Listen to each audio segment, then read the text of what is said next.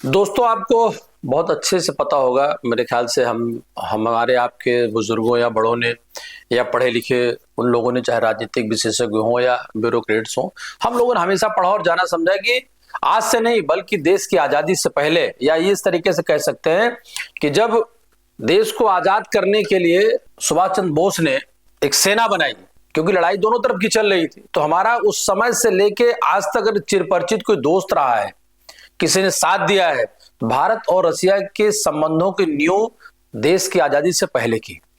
कहते हैं राजनीति में कोई अस्थायी दोस्त या दुश्मन नहीं होता है, सिर्फ स्थायी ही तो होते हैं। लेकिन जब दुनिया के सबसे ताकतवर मुल्क अमेरिका अपनी आंखें तरे रहा हो, जब डोनाल्ड ट्रंप टैरिफ के नाम पर हंटर घुमा रहे हो, ऐसे वक्त में अगर कोई पुरानी दोस्ती की गर्मजोशी दुनिया के सामने फ्लैश करे तो कलेजा तो कईयों का हिल जाता है।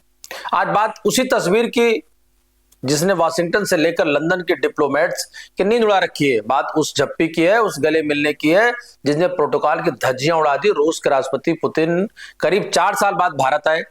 यूक्रेन युद्ध शुरू होने के बाद ये उनका पहला दौरा था, लेकिन साहब ये दौरा सिर्फ एक कूटनीतिक मुलाकात नहीं थी, ये एक बहुत बड़ा स्टेटमेंट था। एक ऐसा तमाचा था उन आलोचकों के मुंह पर जो कह रहे थे कि भारत अब अमेरिका की गोद में बैठ गया, और जो कह रहे थे कि भारत अब अपने पुराने यार रूस को भूल गया है। नमस्कार, मैं मनोज मिश्रा, आप देख रहे हैं यूनाइटेड भारत।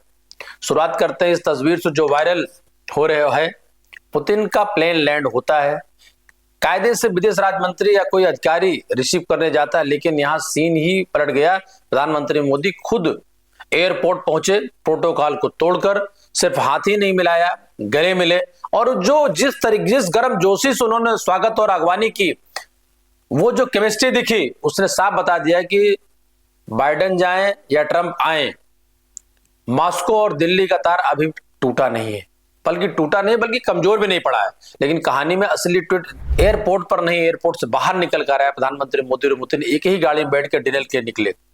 अब आप कहेंगे ऐसे इसमें क्या बड़ी बात है? बड़ी बात है जनाब, जिस गाड़ी में ये दोनों बैठे थे वो तो थे ना तो प्रधानमंत्री की रेंज रोवर थी, ना ही मर्सिडीज थी, ना ही बीएमडब्ल्यू, वो थी एक टोयोटा फॉर्च्यूनर। अब आप सोचेंगे कि प्रधानमंत्री अपने बुलेट प्रूफ लिमोजिन छोड़कर फॉर्च्यूनर में क्यों घूमेंगे? इसमें इसके पीछे की जो सिंबोलिज्म को समझिए। रेंज रोवर बनी ब्रिटेन में, मर्सिडीज है जर्मनी की, और बीएमडब्ल्यू भी जर्मन है। ये वो देश है जिन्होंने रूस पर यूक्रेन युद्ध के चलते इतने सेंसेंस लगा रखे कि रूस की नाक में दम कर रखा है।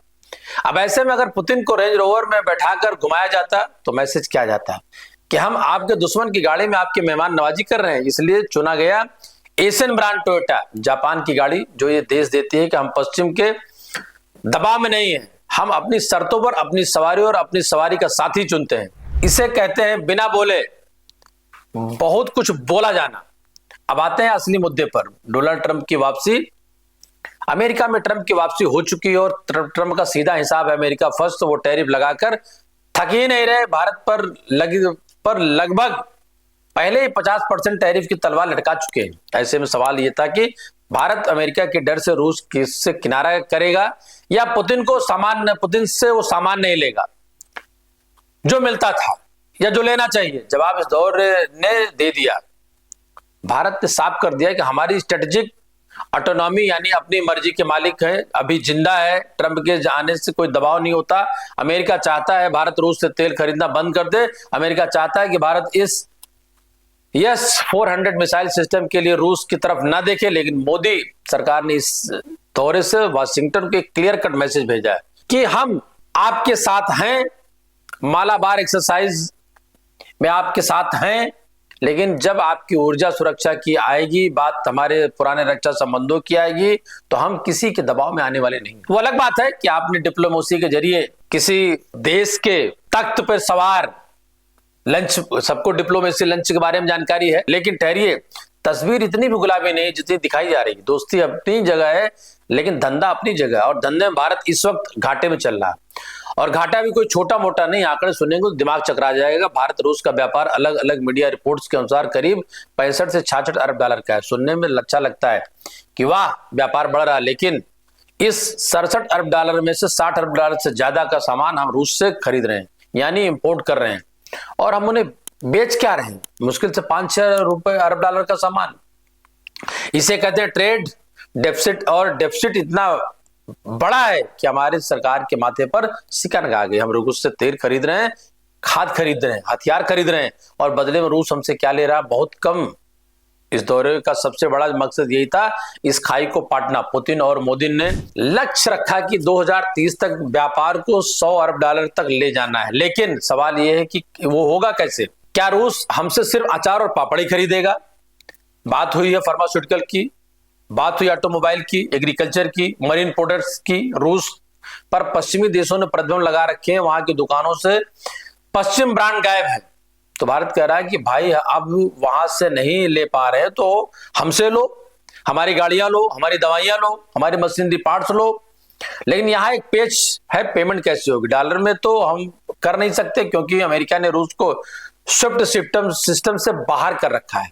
यानी लेन देन का रुपया, रूबल या डॉलर, ये क्या खेल चल रहा है? इसमें दिक्कत यह है कि रूस के पास इतना भारतीय रुपया इकट्ठा हो गया है कि उसे समझ नहीं आ रहा कि उसे उसका करे क्या। रूस का कहना हमें युवान दो या सोना दो। यहीं पर ट्रंप का फैक्टर बीच में आता है। ट्रंप ने ब्रिक्स देशों को धमकी दी थी कि अगर किसी ने डॉलर को बाईपास करने की कोशिश की तो उस पर 100% टैरिफ लगा दूंगा। अब भारत एक तरफ रूस के साथ वैकल्पिक पेमेंट सिस्टम की बात कर रहा है और दूसरी तरफ ट्रंप का हंटर। ये जो बैलेंसिंग एक्ट है, जो नटराज की मूर्ति की तरह एक पैर पर खड़े होकर करना पड़ रहा है। आइए अब रक्षा सौदों की बात करते हैं। मीडिया चिल्ला चिल्ला कर कह रहा है कि बहुत बड़ी डिफेंस डील हो गई है। यस, 400 आ गया है, सुखोई आ गया। लेकिन देखिए, सच ये है कि डिफेंस में जो बातें होती हैं वह बंद कमरों में होती हैं, उनका ढोल नहीं पीटा जाता है। क्योंकि अमेरिका का एक कानून है, कात्सा, अगर आप रूस से बड़े हथियार खरीदते हैं तो अमेरिका आप पर प्रतिबंध लगा सकता है। इसलिए इस बार कोई बहुत बड़ा धमाकेदार डिफेंस ऐलान सार्वजनिक मंच से नहीं हुआ। लेकिन इसका मतलब यह नहीं कि डील नहीं हुई। अंदर खाने ये खबर यह है कि सुखोई 30 फाइटर जेट्स को अपग्रेड करने की बात हुई। यस 400 के जो बाकी बचे हुए सिस्टम थे उनकी डिलीवरी तेज करने पर सहमति बनी है। और सबसे बड़ी बात मित्रों ये है कि सुखोई 57 जो रूस का 5वीं पीढ़ी या 5 जनरेशन फाइटर जेट है, उस पर भी चर्चा बहुत गर्म है। अमेरिका हमें F-35 देना नहीं चाहता, या देगा भी तो इतनी शर्तों के साथ देगा कि बटन भी दबाने के लिए वाशिंगटन से परमिशन लेनी होगी। यानी खरीदने के बाद भी गुलामी किसकी? अमेरिका की। लेकिन रूस के साथ ऐसा नहीं है। रूस तो हमें टेक्नोलॉजी ट्रांसफर करने को तैयार तो है। ब्रह्मोस मिसाइल उसका सबसे बड़ा उदाहरण है, जो कि हम मिलकर बना रहे हैं। लेकिन इस दौरे का एक और पहलू है जिसे अक्सर नजरअंदाज कर दिया जाता है, वो है लेबर मोबिलिटी, यानी कामगारों का आना जाना। रूस में लेबर की कमी है, युद्ध की वजह से, और वैसे भी उनकी जनसंख्या कम हो रही। भारत के पास दुनिया का सबसे बड़ा वर्क फोर्स है। समझौता ये हुआ कि भारत से इसके लोग, doctors, nurse, construction worker, diamond industry के लोग रूस जाएंगे काम करने। लेकिन यहाँ एक डर भी है, और वो डर वाजिब है। आपको याद होगा कुछ महीने पहले खबर आई थी कि कैसे भारतीय युवाओं को नौकरी का झांसा देकर रूस ले जाया गया और फिर यूक्रेन बॉर्डर पर लड़ने के लिए भेज दिया गया। कईयों की जान चली गई। सांसद हनुमान बेनीवाल ने संसद में यह मुद्दा उठाया कि 61 भारतीय अभी भी फंसे हुए हैं। सवाल यह है कि जो नया समझौता हुआ है, क्या उसमें हमारे नागरिकों की सुरक्षा की गारंटी ली गई है? क्या सरकार ने पुतिन की आंखों में आंख डालकर यह पूछा कि हमारे जो लड़के वहां फंसे हैं वो वापस कब आएंगे? या फिर $100 अरब के व्यापार के सपने में आम आदमी की जान की कीमत कहीं पीछे छूट गई? अब जरा घर की बात, राजनीति की बात कर लेते हैं। क्योंकि आपने लगातार सदन और सदन के बाहर और कई प्रवक्ताओं के जरिए सुना होगा, राहुल गांधी ने एक बड़ा मुद्दा उठाया। उन्होंने कहा कि पहले परंपरा थी कि जब भी कोई विदेशी राष्ट्र प्रमुख आता था तो वो विपक्ष के नेता से जरूर मिलता था। वाजपेयी जी के समय ऐसा होता था, मनमोहन सिंह के समय ऐसा होता था, लेकिन मोदी सरकार ने इस परंपरा को खत्म कर दिया है। राहुल गांधी का आरोप है कि सरकार नहीं चाहती कि विदेशी मेहमान विपक्ष की नजरियां जाने। उनका कहना है कि पुतिन से उनकी मुलाकात नहीं कराएगी। नॉर्मली ट्रेडिशन होता है कि एलओपी के साथ जो भी बाहर से आते हैं उनकी मीटिंग होती है। ये वाजपेयी जी के टाइम होता था, मनमोहन सिंह जी के टाइम होता था, ये ट्रेडिशन रहा। बट आजकल क्या होता है कि जो फॉरेन डिग्नेटरीज आते हैं, या जब मैं कहीं बाहर जाता हूं तो सरकार उनको सजेस्ट करती है कि एलओपी से नहीं मिलना चाहिए। तो ये इनकी पॉलिसी है। ये हर बार करते हैं, जब मैं बाहर जाता हूँ ये करते हैं, जब लोग यहाँ आते हैं मैं करता हूँ। हमें मैसेज मिलता है कि हमें बताया गया है कि सरकार हमसे कहती है कि आपसे नहीं मिलना। अब बीजेपी कह रही है कि राहुल गांधी हर जगह फुटेज चाहने के चक्कर में इस तरह की बातें करते हैं। लेकिन लोकतांत्रिक नजरिए से सोचे तो सवाल गंभीर है। विदेश नीति होती है कि किसी एक पार्टी की नहीं होती है। अगर पुतिन विपक्ष के नेता से मिलते तो क्या इससे भारत का लोकतंत्र और मजबूत नहीं दिखता? क्या ये नहीं दिखता कि हमारे यहाँ पक्ष और विपक्ष देश के हित के मामले में एक साथ हैं? एलओपी एक दूसरा पर्सपेक्टिव देता है। हिंदुस्तान को हम भी रिप्रेजेंट करते हैं, सिर्फ सरकार नहीं रिप्रेजेंट करती है। तो सरकार नहीं चाहती कि ऑपोजिशन के लोग बाहर के लोगों से मिले।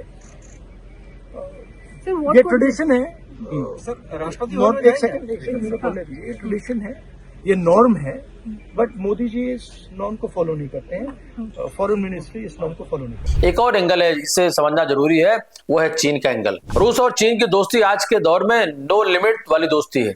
चीन रूस का बड़ा भाई जैसे बन गया है। ऐसे में भारत की चिंता है कि अगर कल को चीन के साथ हमारा पंगा हुआ तो रूस किसका साथ देगा? 1971 में रूस, तब सोवियत संघ हमारे साथ खड़ा था, लेकिन क्या 2025 का रूस भी वही करेगा? इसीलिए भारत के लिए रूस से चिपके रहना मजबूरी भी और जरूरत भी है। हम नहीं चाहते कि रूस पूरी तरह से चीन की गोद में जाकर बैठ जाए, या कभी बात चीन और भारत की आए तो पुतिन का नजरिया या रसिया का नजरिया क्या होगा, ये एक केमिस्ट्री है, एक इस बात को जानना बहुत जरूरी है। तो कुल मिलाकर लब्बो-लुआब मित्रों ये है कि दुनिया बदल रही है। एक तरफ अमेरिका है जो ट्रंप के नेतृत्व में और ज्यादा ट्रांजेक्शनल हो जाएगा, यानी तुम मुझे क्या दोगे वाला हिसाब। दूसरी तरफ रूस और चीन का एक गुट बन रहा। भारत कोशिश कर रहा है कि वो किसी गुट का हिस्सा ना बने, बल्कि अपनी शक्ति, अपनी ताकत के हिसाब से सबके केंद्र में या ध्रुव में बना रहे, एक पोल बने। उसकी जरूरत पुतिन को भी हो, चाइना को भी हो और अमेरिका को भी हो। 2030 का इकोनॉमिक रोड मैप साइन करना, चेन्नई से व्लादिवोस्तोक तक कॉरिडोर बनाने की बात करना, नॉर्थ साउथ कॉरिडोर को तेज करना, ये सब बता रहा है कि भारत लंबे रेस का घोड़ा है। लेकिन चुनौतियां कम नहीं है। ट्रंप का मूड स्विंग कभी भी हो सकता है। आज वो भारत की तारीफ कर रहे हैं, कल वो हार्ले डेविडसन या किसी और मुद्दे पर ट्वीट कर देंगे। रूस के साथ व्यापार बढ़ाना है, लेकिन पेमेंट का गेटवे नहीं। हथियार चाहिए लेकिन डिलीवरी लेट हो रही है। फिर भी इस दौरे ने एक बात तो तय कर दी कि भारत अब वो देश नहीं जिसे कोई डिटेक्ट कर सके, चाहे वो अमेरिका हो, यूरोप हो। हम अपनी कार में बैठेंगे, अपने दोस्त के साथ डिनर करेंगे और अपनी शर्तों पर तेल खरीदेंगे।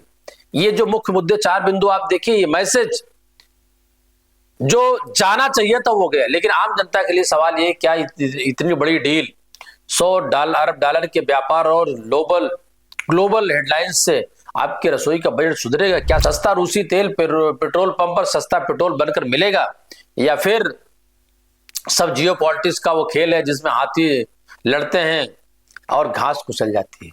ये 30 घंटे का दौरा खत्म हो गया। पुतिन वापस मॉस्को चले गए, लेकिन वो अपने पीछे छोड़ गए कई सवाल।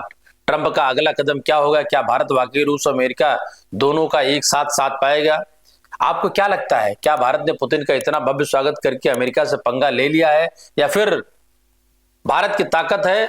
अपनी राय, अपने कमेंट्स, अपने विचार जरूर दीजिए मित्रों। और फिर मैं वही अनुरोध करूंगा, आपसे गुजारिश करूंगा कि आप देखते रहे यूनाइटेड भारत। नमस्कार, धन्यवाद।